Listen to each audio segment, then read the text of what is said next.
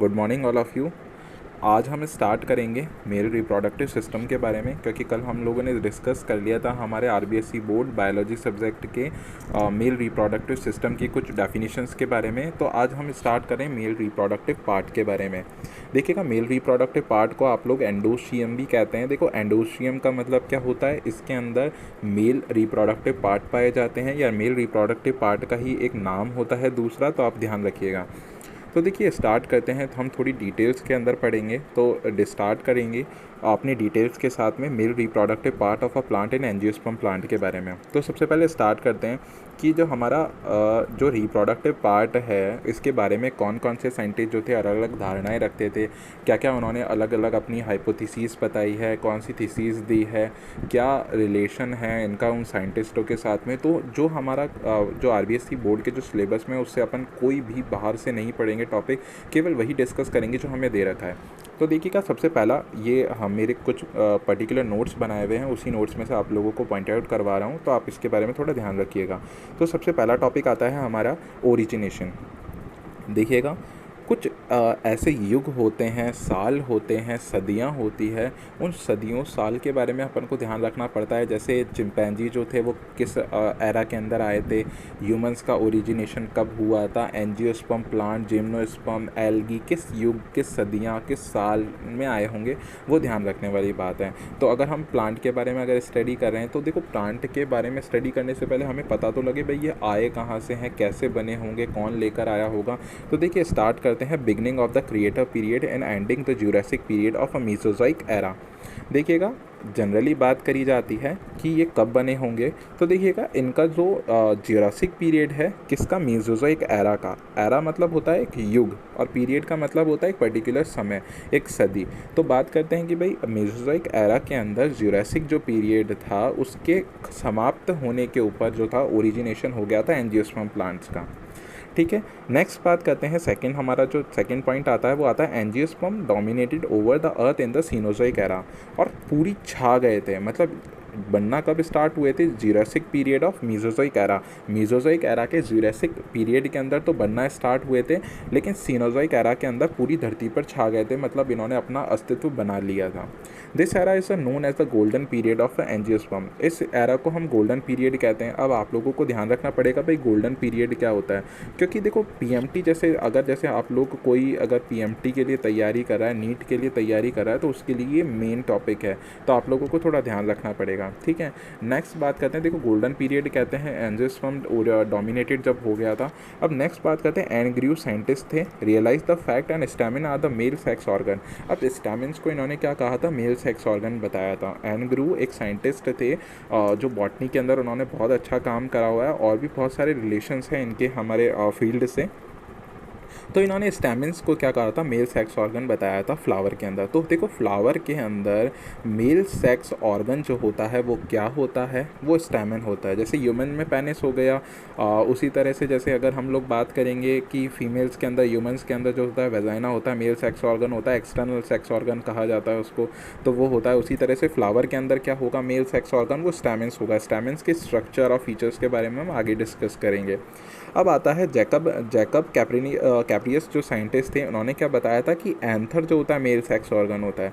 भाई साहब, एनग्रीव तो क्या बता रहे हैं आपको, स्टैमिन सेक्स ऑर्गन होता है, और उसके अंदर एंथर जो होता है वो क्या होता है, मेल सेक्स ऑर्गन होता है।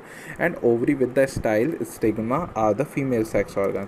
तो उसी तरह से देखो, जैसे फीमेल के अंदर वेजाइना जो रहती है वो सेक्स ऑर्गन रहती है, उसके अंदर भी एग जो रहता है वो गैमेट का काम करता है।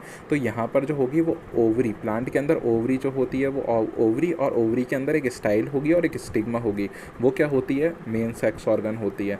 ये कौन बता रहा है, जैकब कैप्रियस बता रहा है। अब मैं आप लोगों को थोड़ा बता दूं कि स्टैमिन्स जो होता है उसके अंदर ही एक एंथर पाया जाता है जो मेल सेक्स ऑर्गन का काम करता है। आप लोगों को मैं स्ट्रक्चर इसका थोड़ा सा बता देता हूँ, ताकि आप लोगों को कोई दिक्कत नहीं होगी इस चीज़ को समझने के लिए। तो मैं आपको यहीं पर ही बता देता हूँ। देखो कैसा क्या होगा। देखो क्या होता है, कोई फ्लावर रहेगा तो फ्लावर के अंदर एक ऐसा स्ट्रक्चर होता है, एक ऐसा घुमा हुआ सा स्ट्रक्चर होता है, यूँ। अब देखो, इसके अंदर ये इस पूरे पार्ट को, यहाँ से लेके यहाँ तक वाले पूरे पार्ट को हम लोग क्या कहते हैं, स्टैमिन कहते हैं। क्या कहते हैं, स्टैमिन कहते हैं। इस पूरे पार्ट को हम लोग स्टैमिन कहेंगे।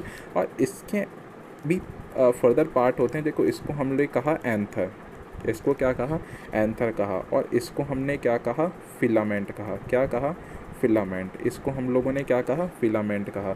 तो देखो पूरे पार्ट के अंदर जो एंथर होगा वो क्या होगा हमारा, क्या होगा, देखो ये तो पूरा पार्ट जो है यहाँ से लेके यहाँ तक का पूरा पार्ट वो हमारा स्टैमिन है, और इसके बाद ये वाला पार्ट एंथर हो गया, ये वाला पार्ट जो हो गया वो फिलामेंट हो गया। देखो एंथर में क्या होता है, छोटे छोटे से मेल गैमेट्स पाए जाते हैं। यहाँ पे एक बहुत करोड़ों की संख्या में, लाखों की संख्या में रहते हैं ये। आगे मैं आपको इसको डायग्रामेटिकली भी समझा दूंगा, लेकिन अभी आप यहाँ से समझ लो। तो देखो जैकब कॉपरनिकस ने क्या बताया था कि एंथर मेल गैमेट होता है, जबकि हमारे ग्रू ने क्या बताया था कि ये पूरा मेल गैमेट मतलब मेल रिप्रोडक्टिव पार्ट होता है, जबकि हमें जैकब ने क्या बताया था कि एंथर होता है। ठीक है, अब इसको इसके अलावा भी हम बात करें तो देखना, इसके अलावा भी क्या होगा कि जैसे मैं आप लोगों को बताऊं कि जैसे नॉर्मली हमारे क्या होगा कि अब जैसे मैं आप लोगों को दो चार चीज़ें और बता देता हूँ भाई। जैसे ये तो हमने बता दिया है ना, अब बात करते हैं कि भाई फीमेल गैमेट क्या होगा। तो देखो फीमेल गैमेट के बारे में हम लोग डिस्कस करते हैं, फीमेल गैमेट क्या होगा। तो देखो फीमेल गैमेट के बारे में बता देता हूँ। देखो क्या होगा, जनरली इस तरह से एक छोटी सी मतलब मेल गैमेट के अलावा फीमेल गैमेट्स इसमें फॉर्मेशन होते हैं। देखो ये पूरी जो होती है ना, इसको पूरी भाग को हम लोग क्या कहते हैं, पिस्टल कहते हैं। क्या कहते हैं, पिस्टल। क्या कहेंगे, इस पूरे भाग को हम पिस्टल कहेंगे। अब पिस्टल के अंदर भी देखो क्या होता है, एक होती है ओवरी। ठीक है, जैकब ने क्या बताया था, ओवरी फीमेल रिप्रोडक्टिव पार्ट होती है। ओवरी के अलावा आप लोगों ने ये देखा, ये ट्यूब टाइप दिख रही है, इसको इसने कहा था स्टाइल। बिल्कुल स्टाइल में बनी होती है, इसलिए इसको कहा था स्टाइल। और ये जो होती है वो क्या होती है, स्टिग्मा। देखो इसका प्रोसीजर क्या होता है, आप लोगों को केवल स्ट्रक्चर ध्यान रखना पड़ेगा। तो देखो उसने क्या बताया कि ओवरी, स्टाइल और स्टिग्मा ये रिप्रोडक्टिव पार्ट होता है, और इसको हम पिस्टल कहते हैं। कौन बता रहा है, जैकब बता रहा है। अब ओवरी के अंदर क्या पाए जाते हैं, बहुत सारे ओव्यूल्स पाए जाते हैं इस तरह से। अभी बताऊंगा आपको डायग्रामेटिकली, इसमें बहुत सारे क्या पाए जाते हैं, इस तरह से बहुत सारे हमारे पास में ओव्यूल्स पाए जाते हैं। और ओव्यूल्स के अंदर भरा हुआ रहता है क्या, एग, और एग स्टेबल रहते हैं। ठीक है, स्टेबल रहेंगे। तो ये वाला पार्ट जो रह गया वो क्या हो गया, ओवरी। मतलब पिस्टल जो होते हैं वो क्या होते हैं, फीमेल सेक्स ऑर्गन रहते हैं। किसके अंदर फीमेल सेक्स ऑर्गन रहते हैं, ये हमारे फ्लावर के अंदर। बोलो समझ में आ जाएगा क्या। चलो नेक्स्ट साइंटिस्ट के बारे में बात करते हैं कि नेक्स्ट साइंटिस्ट जो होते हैं वो हमें क्या समझाने की कोशिश कर रहे हैं। देखिएगा, जोसेफ कॉल्यूटर। जोसेफ कॉल्यूटर जो होते हैं वो होता है उन्होंने क्या बताया था, propose the significance of the pollination and role of insect in the pollination. इसने क्या बताया था कि पॉलिनेशन, देखो पॉलिनेशन क्या होता है वो मैं आप लोगों को बता देता हूँ। पॉलिनेशन क्या होता है वो छोटा सा टॉपिक रहेगा, हमें वो बहुत अच्छी तरह से आप लोगों को समझा सकता हूँ। तो यहीं पर ही आप लोगों को समझा देता हूँ ताकि आपको कोई समझने में दिक्कत नहीं होगी। ठीक है, तो जैसे स्टार्ट करते हैं। देखो मैंने क्या बताया कि देखो सपोज़ करना कि ये एक फ्लावर है। ठीक है, ये एक फ्लावर हो गया हमारा। अब जैसे दूसरे फ्लावर के बारे में बात करते हैं, जैसे एक फ्लावर ये तो हो गया हमारा, ये है ना। अब नेक्स्ट अगला स्टार्ट करते हैं हम। देखो एक फ्लावर जो होगा वो ये हो गया, इसको मैं नाम दे देता हूँ ए, और इसको मैं नाम दे देता हूँ बी। ठीक है, ये दो फ्लावर हो गए हमारे पास में। देखो मैंने बोला कि इसके अंदर पाया जाता है क्या चीज़, स्टैमिन। क्या पाया जाता है, स्टैमिन। और इसके अंदर पाई जाती है क्या, स्टिग्मा। मतलब ये वाला जो स्टैमिन और इसके अंदर पिस्टल पाया जा रहा है। क्या पाया जा रहा है, स्टैमिन और पिस्टल्स पाए जा रहे हैं। बोलो समझ में आ जाएगा क्या। अब देखो जैसे मैं बात करूँ आप लोगों को इसके बारे में, तो अब देखिएगा क्या होता है। जैसे मैंने बात करी, देखो ये सबसे पहला जो फ्लावर हो गया वो ए हो गया, बी हो गया। अब तो आप लोग बता सकते हो कि ये कौन सा फ्लावर है, मेल है, और ये वाला कौन सा हो जाएगा हमारा, फीमेल हो जाएगा। ठीक है, अब मैंने बात करी देखो मेल और फीमेल के बारे में। अब बात करते हैं, देखो तो यहाँ पे क्या होगा, पॉलन जर्मिनेट करेंगे। क्या करेंगे, पॉलन जर्मिनेट करेंगे। मैंने बोला ये पॉलन है, मतलब क्या होता है, मेल गैमेट।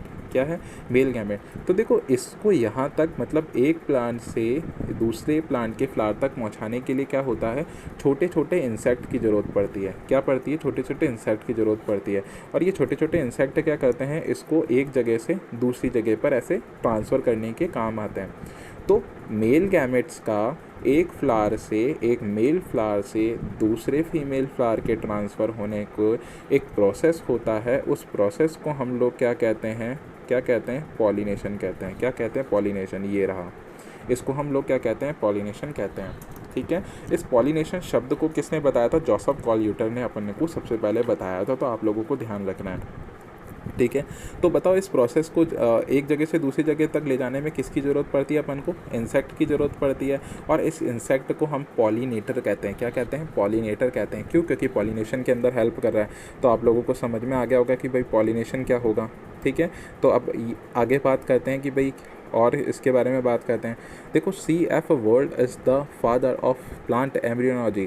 अब C.S. वर्ल्ड जो था उसको क्या कहते हैं? फादर ऑफ प्लांट एम्ब्रियोलॉजी कहते हैं। ठीक है। फादर ऑफ प्लांट एम्ब्रियोलॉजी क्यों कहा था? क्योंकि एम्ब्रियोलॉजी का मतलब होता है एम्ब्रियो बनने की घटना का जो वैज्ञानिक अध्ययन किया जाता है और विज्ञान की जिस शाखा में किया जाता है वो एम्ब्रियोलॉजी होती है। तो एम्ब्रियोलॉजिकल एक स्टडी होती है, एम्ब्रियोलॉगस भी इसको कहते हैं। तो एम्ब्रियोलॉजी का मतलब होता है अध्ययन करना किसका? एम्ब्रियो बनने की घटना का। तो इसलिए उन्होंने सबसे पहले इसको प्रपोज कहा था, इसलिए हम लोग इनके बारे में जानते हैं, लेकिन वर्ल्ड वाइड के रूप में जानते हैं। लेकिन हमारे इंडिया का कौन होगा? मोस्ट इंपॉर्टेंट साइंटिस्ट आते हैं हमारे इंडिया के बहुत, और हमारे आइडल के रूप में भी ये जाने जाते हैं। तो इनका नाम होता है प्रोफेसर पंचानन माहेश्वरी। प्रोफेसर पंचानन माहेश्वरी जो हैं एक पैलियोबॉटनिस्ट भी रह चुके हैं। तो इन्होंने की एक बुक है जिसका नाम है an introduction to the embryology of angiosperm plant. इन्होंने एंजियोस्पर्म्स के, देखो एंजियोस्पर्म्स में जनरली ये सारी घटनाएं होती है, बाकी जिम्नोस्पर्म हो गया, एल्गी हो गया, इनमें ये घटनाएं नहीं पाई जाती है। तो इन्होंने एक पुस्तक लिखी थी जिसका नाम था an introduction to the embryology of angiosperm. तो ये थोड़ा सा हमारे टॉपिक से रिलेटेड सा आपका कुछ डेफिनेशंस थी, कुछ अच्छे वर्ड्स थे, उसके बारे में मैंने आप लोगों को बता दिया। कुछ अदर वर्ड्स भी आते हैं जैसे कीवर्ड्स हो गए, तो आप लोगों को यहीं पर ही मेंशन कर देता हूँ। देखिएगा सबसे पहला जो आता है वो हमारा आता है कि भाई हेटेरोस्पोरस क्या होता है। हेटेरोस्पोरस क्या होता है? It means two different types of spore are formed in the life cycle. इसका मतलब क्या होता है? टू डिफरेंट स्पोर्स जो होते हैं वो फॉर्म होते हैं लाइफ साइकिल के अंदर। एक का नाम होता है मेल स्पोर और एक का नाम होता है फीमेल स्पोर। मैंने गैमेट्स ही बताया था, आप लोग स्पोर को गैमेट्स ही समझिएगा। तो एक मेल गैमेट और एक फीमेल गैमेट हो जाएगा। ठीक है। मेल स्पोर्स जो होते हैं वो गैमेट्स बनाते हैं, फीमेल स्पोर्स जो होते हैं वो फीमेल गैमेट्स बनाते हैं। देखिएगा मेल गैमेट का नाम क्या होता है? माइक्रोस्पोर, और फीमेल गैमेट का नाम क्या होता है? मेगास्पोर्स। तो देखो दोनों अलग अलग पाए जा रहे हैं। मैंने बोला कि भाई मैंने आप लोगों को क्या बताया, देखो यहाँ पे आप लोगों को थोड़ा सा समझा देता हूँ कि भाई क्या मैं आप लोगों को समझाने जा रहा हूँ। देखो मैंने बोला कि एक ये चीज़ है, एक ये चीज़ है। ठीक है। मैंने बोला कि ये वाला जो फीमेल हो गया, ये वाला जो हो गया वो हमारा मेल हो गया। ठीक है। मैंने बोला कि दोनों अलग अलग दिख रहे हैं क्या? आप बोलोगे बिल्कुल अलग अलग दिख रहे हैं सर। मैंने बोला देखो इसके जो है ऐसे बीच के अंदर ऐसा छोटा छोटा बना, मैंने बोला इसके बीच में तो थोड़ा ऐसा बना हुआ है। तो आपको दोनों अलग दिख रहे हैं क्या? दिख रहे हैं। एक मेल दिख रहा है, एक फीमेल दिख रहा है। अब मैंने बोला अगर आप लोगों अब बात करें कि देखो बताओ ये एक ये है और एक ये है, दोनों के बीच में एक ऐसी लाइन है, एक ऐसी लाइन है, बताओ इन दोनों में कोई डिफरेंस है क्या? आप बोलोगे नहीं। आप पहचान सकते हो कि मेल कौन सा है, फीमेल कौन सा है? तो आप बोलोगे नहीं सर नहीं पहचान सकते।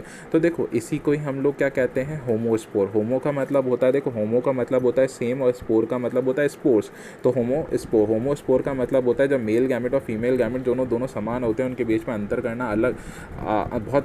करना बहुत अलग बात हो जाती है, अंतर कर ही नहीं सकते, तो उसको हम होमोस्पोर्स कहते हैं। और हेटेरोस्पोर का मतलब जिसको आसानी से आप देख सकते हो कि एक मेल एक फीमेल है, वो हेटेरोस्पोरस कहलाता है। एसेसरी वर्ब्स और एसेंशियल वर्ब्स जो होगा वो आप लोगों को आगे डायग्रामेटिकली मैं इसमें मेंशन कर दूंगा, ताकि आप लोगों को थोड़ा समझने में आसानी होगी। इस डायग्राम के थ्रू मैं आपको बता दूंगा कि वर्ब्स क्या होते हैं। तो इसके लिए हम नेक्स्ट सेशन के अंदर बात करते हैं। Thank you so much.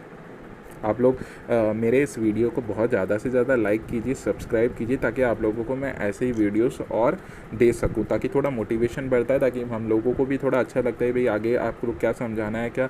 और ज़्यादा से ज़्यादा अगर आप लोगों को समझना है तो आप मेंशन कर दीजिए उस कमेंट्स के अंदर कि भाई मुझे सर ये वाली चीज़ें जो है वो आप थोड़ा और एक्सप्लेन करिए, मैं उसके ऊपर ज़रूर वीडियो बनाऊँगा।